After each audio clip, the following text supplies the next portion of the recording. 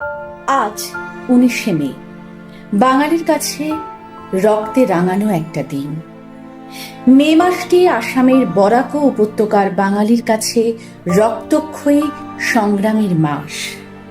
এই সংগ্রাম মূলত অসম সরকারের চাপিয়ে দেওয়া ভাষার বিরুদ্ধে প্রতিবাদ করতে গিয়ে 19শে মে আসামের কাছাড় জেলার শিলচর শহরে পুলিশের গুলিতে নিহত হয় 11 জন বাংলা ভাষাভাষী মানুষ। তাই আজকের দিনটা আমাদের কাছে অমর 19শে মে, বাংলা ভাষা শহীদ দিবস। একটি ভাটিয়ালি গান থেকে আমার জন্ম। বহু যুগ আগে পদ্মা নদীর বুকে আমার এক পূর্বপুরুষ, এক কৈবর্ত পুরুষ, এক বলিষ্ঠ ও উদাসীন ইলিশ শিকারী মাঝি শেষ রাতে টিপটিপ বৃষ্টির ভেতরে ভীষণ ঘূর্ণিময় নদীর গভীর জলে শক্ত হাতে বৈঠা টেনে টেনে একটি ভাটিয়ালি গান গেয়েছিল। সেই গান থেকে আমার জন্ম, আমার পিতৃ পিতামহের জন্ম।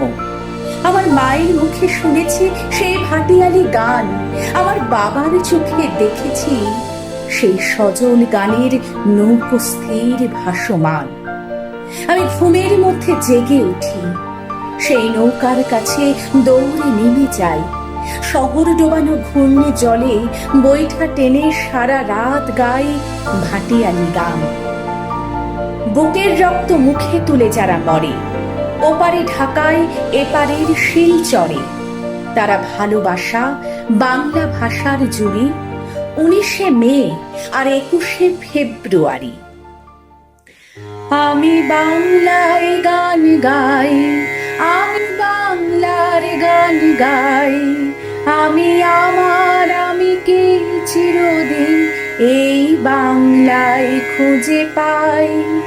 আমি বাংলায় দেখি স্বপ্ন, আমি বাংলায় বাঁধি সুর, আমি এই বাংলার মায়া ভরা পথে হেঁটেছি এতটা দূর। আমি বাংলায় গান গাই, আমি বাংলার গান গাই।